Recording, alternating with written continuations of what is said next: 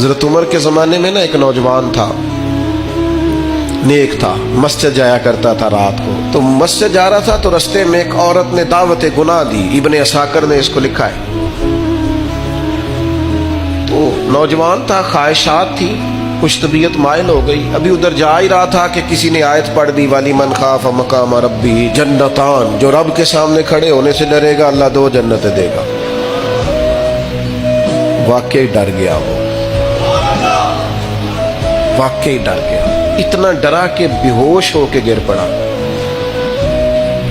بیماری سے لوگ بے ہوش ہوتے ہیں، پیسے ڈوب گئے بے ہوش ہوتے ہیں، بچے کے غم میں بے ہوش ہوتے ہیں. سچ بتاؤ کبھی خوف خدا سے بھی بے ہوش ہوتا کوئی دیکھا ہے؟ ہمارے ہاں تو روز مرہ ہی نہیں ہے بھائی. اور بڑی باتیں ہیں بے ہوش ہونے کی، ڈرنے کی، غش کھانے کی. بے ہوش ہو کے گر پڑا. بوڑھے باپ کو کسی نے بتایا بچہ بے ہوش پڑا ہے. اٹھا کے گھر لائے. گھر لا کے کہا بیٹا کیا ہوا؟ نوجوان ہے، چڑھتی جوانی ہے، پر پاکیزہ بڑی ہے. کہنے لگا ابا جی گناہ کی طرف چلا گیا تھا، پر میں نے آیت سن لی جو اللہ کے سامنے کھڑے ہونے سے ڈرے گا رب 2 جنتیں دے گا. میں ڈر گیا تھا، رب واقعی 2 جنتیں دے گا. باپ رو پڑے. ابا جی کی آنکھوں میں آنسو آئے اور کہا پتر اللہ بڑا مہربان ہے، اس کے وعدے سچے ہیں، واقعی 2 جنتیں دے گا. اس نے پھر ایک چیخ ماری اور اس طرح کی ماری کہ اس کی روح ہی پرواز کر گئی. روح ہی پرواز کر گئی. کشتگان خنجر تسلیم را، عشق کی خنجر سے قتل ہو گئے لوگ.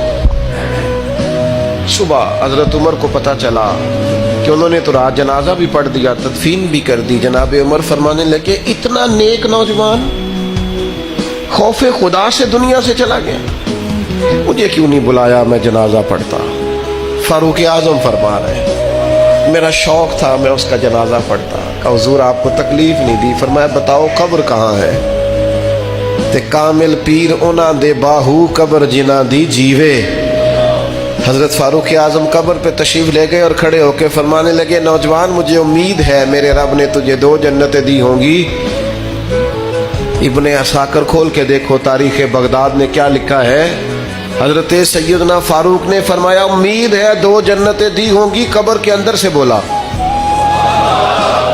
کامل پیر انہاں دے باہو قبر جنہ دی جیوے.